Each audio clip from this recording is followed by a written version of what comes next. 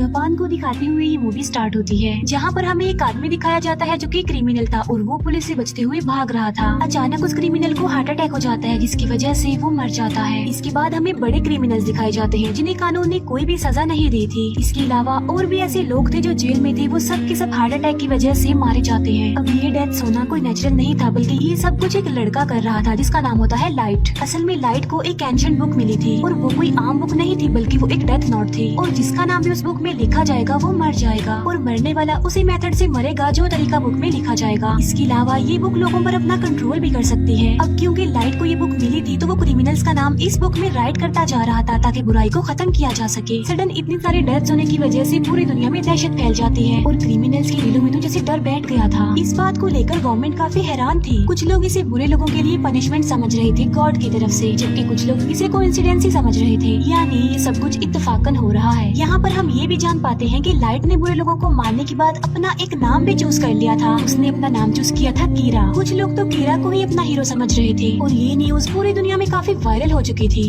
इसके बाद हमें लाइव न्यूज पर एक क्रिमिनल दिखाया जाता है जिसने एक फैमिली को प्रिजनर बना लिया था। लाइट समेत सभी लोग इस न्यूज को देख रहे थे। लाइट के हाथ में उस वक्त वो डेथ नोट भी थी। थोड़ी देर के बाद ये न्यूज दिखाई जाती है कि अचानक से उस क्रिमिनल की डेथ हो गई है। कीरा यानी लाइट इस पार्ट में भी एक स्टूडेंट ही दिखाया गया है जो कि लॉ का स्टूडेंट है। कीरा की एक बेस्ट फ्रेंड होती है जिसका नाम होता है मीसा, और उन दोनों का रिलेशनशिप काफी अच्छा था। कॉलेज में लाइट मीसा को अपने बारे में बताता है कि एक रात में एक बार में गया और उस बार में क्रिमिनल्स भी थे, यानी किलर, चोरी करने वाले एक्सेट्रा। लाइट वहाँ पर कुछ क्रिमिनल्स की बातें सुनता है जो क्राइम करने के बावजूद भी खुश थे क्योंकि उन्हें सजा नहीं हुई थी, और वो क्रिमिनल्स लाइट के साथ भी मिसबिहेव करते हैं, लेकिन लाइट चाहते हुए भी उनका कुछ नहीं कर सकता था। और फिर बेबस लाइट बार से बाहर आ जाता है और वो अपनी लॉ की बुक को फेंक देता है, ये सोचते हुए कि ये बुक बेकार है, उसके किसी काम की नहीं, क्योंकि इस बुक के होने के बावजूद भी वो किसी को इंसाफ नहीं दिला सकता था। लेकिन उसकी लाइफ उस वक्त पलट जाती है जब उसे ये डेथ नोट मिलती है, और ये बुक लाइट को एक जमीन पर पड़ी हुई मिलती है। और हैरत की बात तो ये है कि बुक के अलावा हर तरफ बारिश पड़ रही थी। इसके बाद लाइट उस बुक को लेकर घर आ जाता है। लाइट अपनी फ्रेंड मीसा से ये सारी बातें शेयर कर रहा था, लेकिन मीसा को वो बुक के बारे में नहीं बताता, क्योंकि लाइट किसी से भी अपना ये सीक्रेट शेयर नहीं करता था। लाइट को जब ये बुक मिली थी तब वो इसकी रियलिटी के बारे में कुछ नहीं जानता था कि ये बुक, ये डेथ नोट आखिर है क्या। लेकिन लाइट इस बुक के रूल्स पढ़ लेता है, यानी रूल्स के अकॉर्डिंग जिसका नाम इस बुक पर लिखा जाएगा वो मर जाएगा। इसके अलावा नाम लिखने का मेथड, मौत आने का मेथड सब मेंशन होते हैं उस पर। फिर लाइट टीवी पर एक क्रिमिनल के बारे में न्यूज देखता है, तब वो इस बुक को चेक करने के लिए उस क्रिमिनल का नाम इस बुक में लिख देता है। इसके बाद रात गुजर जाती है और सुबह को हम लाइट को देखते हैं जो कि न्यूज़पेपर पढ़ रहा होता है। वो देखता है कि जिस क्रिमिनल का नाम कल रात उसने डेथ नोट में लिखा था वो मर चुका है। ये देखकर लाइट काफी शॉक्ड रह जाता है। इसके बाद भी लाइट को इस बुक पर बिलीफ नहीं आ रहा था, इसीलिए वो इस बुक को दोबारा चेक करना चाहता था, और बुक को चेक करने के लिए लाइट उसी क्रिमिनल के पास जाता है जिसने बार में लाइट के साथ मिसबिहेव किया था, और अब लाइट डेथ नोट में उसका भी नाम लिख देता है और साथ साथ वो उसकी मौत का तरीका भी लिख देता है। लाइट ने उसके लिए मौत का तरीका लिखा था हार्ट अटैक, और देखते ही देखते थोड़ी देर में हार्ट अटैक की वजह से उसकी मौत हो जाती है, और लाइट की आंखों के सामने ही वो क्रिमिनल अपना दम तोड़ देता है। ये देखकर लाइट और ज्यादा हैरान हो जाता है। अब क्योंकि लाइट ने सब कुछ अपनी आंखों से देख लिया था, इसीलिए उसे इस बुक पर यकीन आ गया था कि ये बुक और इसके रूल्स बिल्कुल सही काम करते हैं। लाइट जब वापस आ रहा होता है तब वो फर्स्ट टाइम इस बुक के गार्डियन से मिलता है, और इस बुक का गार्डियन था एंजल ऑफ डेथ, यानी मौत का फरिश्ता। अब क्योंकि एंजल ऑफ डेथ देखने में काफी डरावना था, इसी वजह से लाइट उससे डर जाता है। लेकिन लाइट को बाद में ये बात पता चल जाती है कि जिसके पास ये बुक होगी, एंजल ऑफ डेथ सिर्फ उसी को ही नजर आएगा।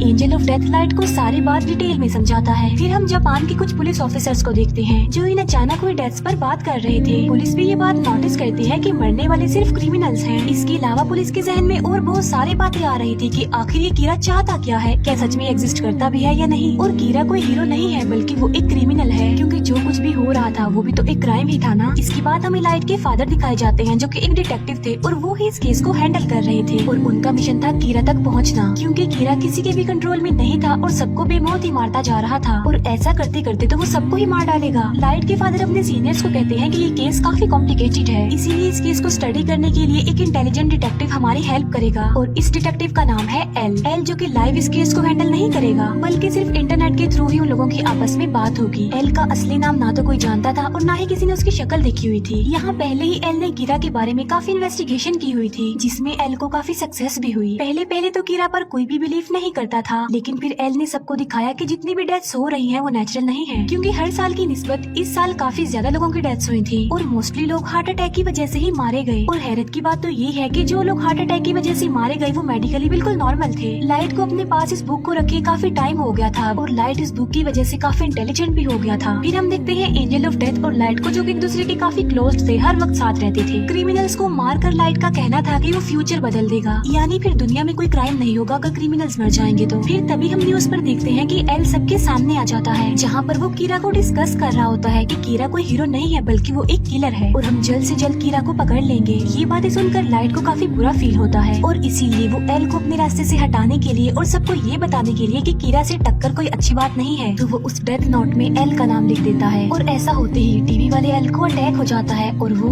मर जाता है। सब लोग ये देखकर काफी हैरान रह जाते हैं और एल ये देखकर तो काफी खुश हो जाता है, लेकिन लाइट उस वक्त शॉक्ड हो जाता है जब उसे ये पता चलता है कि जो आदमी अभी अभी मरा है वो असली एल नहीं है। फिर हम देखते हैं कि असली एल सामने तो नहीं आता, लेकिन वो टीवी पर बात कर रहा होता है और वो कहता है कि कीरा मैं हूँ असली एल। और टीवी की ये ट्रांसमिशन सिर्फ जापान में ही सेंड की गई, जिससे ये बात तो क्लियर हो गई कि कीरा तुम जापान से ही बिलोंग करते हो। एल ये भी कहता है कि कीरा तुम सिर्फ उसी पर्सन को मार सकते हो जिसका नाम और शक्ल तुम जानते हो। ये देखकर लाइट को काफी गुस्सा आ जाता है और वो काफी वरिड भी था, क्योंकि अब तक वो ये सोचता आ रहा था कि वो नहीं पकड़ा जाएगा, लेकिन अब उसे फिक्र इस बात की थी कि उसका टक्कर लेने वाला एल जो आ गया है, क्योंकि लाइट ना तो उसका नाम जानता था और ना ही कभी उसने उसका फेस देखा था। इसके बाद एल और कीरा की इस फाइट के बारे में काफी डिस्कशन होती है। एल का कहना था कि मैं एक जस्टिस हूँ और कीरा एक किलर है, इसीलिए मैं कीरा को सजा दिलवाऊंगा। एंजल ऑफ डेथ भी इस मैटर में लाइट की कोई हेल्प नहीं कर सकता था, क्योंकि एंजल ऑफ डेथ बेशक बुक के मालिक को नजर आता है लेकिन वो किसी का साथ नहीं देता। फिर हम देखते हैं कि एल इन अचानक होने वाली डेथ्स का डाटा निकाल लेता है और वो ये जान पाता है कि ये डेथ स्कूल्स और कॉलेजेस की छुट्टी के बाद होती है। इसका मतलब ये है कि कीरा एक कॉलेज स्टूडेंट है। फिर सबका शक लाइट पर होता है, क्योंकि उसके फादर एक डिटेक्टिव भी थे और वो कीरा के केस पर इन्वेस्टिगेशन भी कर रहे थे। अब क्योंकि लाइट अपने फादर के डाटा पर एक्सेस कर सकता था, इसीलिए वो शक के दायरे में आ गया। अब क्योंकि वो ये बात जान चुके थे कि कीरा स्कूल्स और कॉलेजेस के ऑफ टाइम में लोगों को मारता है, इसीलिए लाइट अब स्कूल टाइम में भी लोगों को मारने लगा।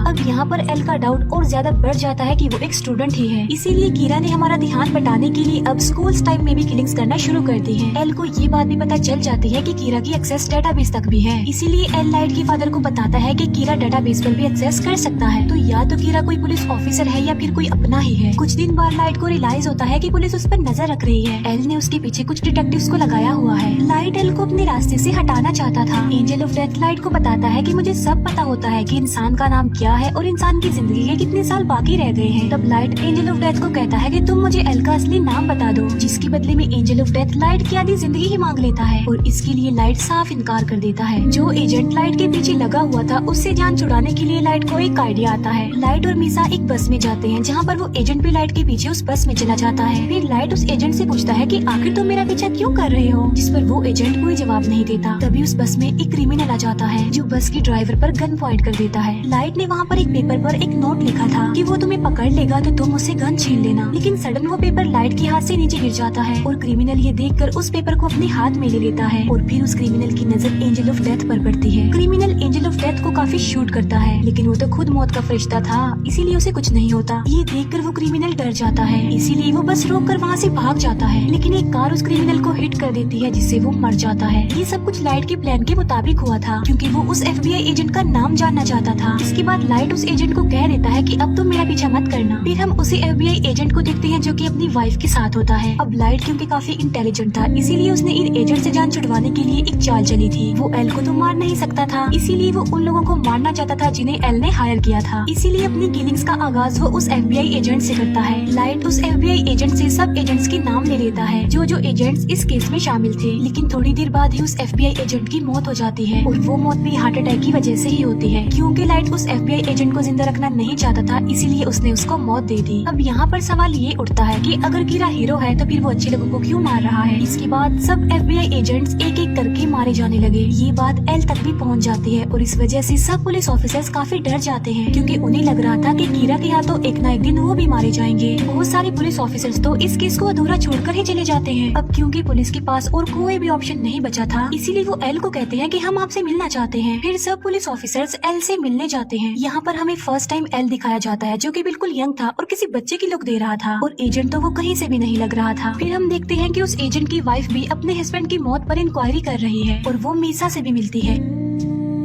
मीसा उस एजेंट की वाइफ को लाइट से मिलवाती है और उस एजेंट की वाइफ लाइट को पहली बार देखते ही जान लेती है और वो लाइट को कहती है कि तुम मेरा कुछ नहीं बिगाड़ सकते क्योंकि तुम मेरा असली नाम जो नहीं जानते। ये कहकर उस एजेंट की वाइफ वहाँ से चली जाती है। इस बात की वजह से मीसा काफी हैरान रह जाती है और लाइट भी काफी डर जाता है क्योंकि आहिस्ता आहिस्ता उसका ये राज खुलता जा रहा था। फिर हम देखते हैं एल को जो कि लाइट के रूम में कैमरास फिट करवा देता है। जब लाइट को ये बात पता चलती है कि उस पर नजर रखी जा रही है तो वो कोई भी ऐसी हरकत नहीं करता जिससे उस पर शक आए और वो बिल्कुल ऐसे ही रिएक्ट करता है जैसे वो कुछ भी नहीं जानता और सब कुछ नॉर्मल है। फिर एक दिन न्यूज पर एक क्रिमिनल के बारे में बताया जा रहा था। दूसरी तरफ सब लोग लाइट पर नजर रखे हुए थे कि अब वो कुछ करेगा, लेकिन वो क्रिमिनल मारा जाता है और लाइट ने तो टीवी पर भी नहीं देखा था। इस बात की वजह से एल के अलावा बाकी सारे लोगों का शक लाइट पर से हट जाता है, लेकिन हम देखते हैं कि लाइट सबकी नजर से छुप कर ये काम करता जा रहा था। इसका मतलब ये है कि वो लोगों को मारने से अभी भी बाज नहीं आया। इसके बाद लाइट के रूम से सारे कैमरास हटा दिए जाते हैं। यहाँ पर तो एकदम ऐसा लग रहा था कि जैसे सब कुछ नॉर्मल हो गया है, लेकिन जो एजेंट होती है वो अभी तक अपने हस्बैंड की डेथ की इंक्वायरी कर रही थी। वो एल को कॉल करके कहती है कि मैं अपनी जान को खतरे में डाल रही हूँ, लेकिन मैं ये साबित कर दूंगी कि लाइट ही कीड़ा है। इसीलिए वो एक जगह पर लाइट को बुलाती है जहाँ उसने मीसा को गन पॉइंट पर किया हुआ था और वो लाइट से ये बात मनवाना चाह रही थी कि वो ही कीड़ा है, लेकिन लाइट इस बात को मानने से इनकार कर देता है और मौके का फायदा उठाकर मीसा वहाँ से भाग जाती है। फिर उस एजेंट की वाइफ लाइट को शूट करने लगती है, लेकिन गलती से वो गोली मीसा को लग जाती है और मीसा वहीं पर ही मर जाती है। बाद में उस एजेंट की वाइफ खुद को भी मार लेती है। जो कुछ भी वहाँ पर हो रहा था वो सब कुछ रिकॉर्ड हो रहा था। इसके बाद पुलिस भी वहाँ पर आ जाती है। फिर हम देखते हैं लाइट और एंजल ऑफ डेथ आपस में बातें कर रहे हैं, जहाँ पर लाइट एंजल ऑफ डेथ को बता रहा होता है कि अभी अभी यहाँ पर जो कुछ भी हुआ वो मेरे प्लान में शामिल था। वो कहता है कि अब क्योंकि बुक का मालिक किसी भी चीज को अपने कंट्रोल में कर सकता है, इसीलिए जो कुछ भी वहाँ पर हुआ वो सब कुछ पहले ही लाइट ने उस बुक में लिख दिया था। इवन लाइट ने अपनी बेस्ट फ्रेंड को भी मरवा दिया। इसका मतलब ये है कि लाइट सच में एक शैतान ही है जिसने शैतान जैसा काम किया। फिर लाइट अपने फादर को कहता है कि मैं कीड़ा को पकड़ने के लिए आपका और आपके बाकी ऑफिसर्स का साथ दूंगा। लाइट ऐसा इसलिए करना चाह रहा था ताकि किसी का शक उस पर ना आ जाए और उसका राज हमेशा के लिए राज ही रहेगा और वो अपना काम भी करता जाएगा। लास्ट में वो एल से फेस टू फेस मिलता है और ये मूवी यहीं पर एंड हो जाती है। Thank you for watching.